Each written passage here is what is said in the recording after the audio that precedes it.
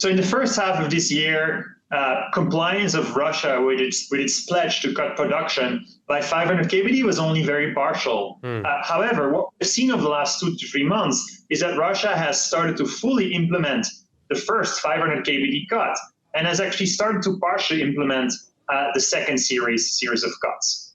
On our estimates, Russia production is now about 600 kbd lower than the February 2023 reference level. In our baseline forecast, Russian production sort of stays flat at around 10.7 million barrels per day for total liquids production. However, I think for the first time in a while, I think that the risks to Russian supply forecasts are tilted to the downside. And if Russia were to fully implement the second series of cuts, then our Brent forecast would be close to $100 per barrel 12 months in, as opposed to our baseline of 93. So for the first time in a while, I think Russia's supply is actually a bullish risk. أنتم في جولدمان ساكس تتوقعون عجزاً في السوق النفطية بقرابة 2 مليون برميل يومياً خلال الربع الثالث الحالي. السعودية أعلنت مؤخراً عن تمديد العمل بتخفيضاتها الإضافية في الإنتاج البالغة 1 مليون برميل يومياً حتى نهاية سبتمبر. هل هناك فرصة لتمديد سعودي آخر أم أن المهمة انتهت؟ وكيف غير هذا من حجم العجز المتوقع في السوق النفطية خلال الأشهر المقبلة؟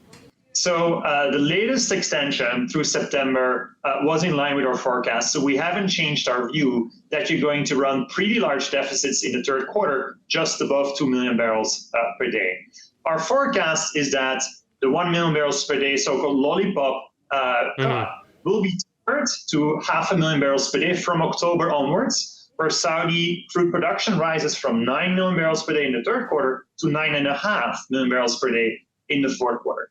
However, I think that the risks are skewed towards lower Saudi production for longer if Saudi Arabia desires to lean in into the rally for longer and wants to see more sustained evidence of higher prices and a recovery in positioning. Our base case is that Saudi Arabia tapers the cut because Saudi Arabia has some significant spare capacity, and because we think that the current price level, $86 per barrel, is roughly in the middle of what we think is the sweet OPEC spot range for prices for Brent of $80 to $100 per barrel. And so since we're now approaching the middle of this sweet spot, our base case is that Saudi Arabia will gradually bring back its barrels to the market.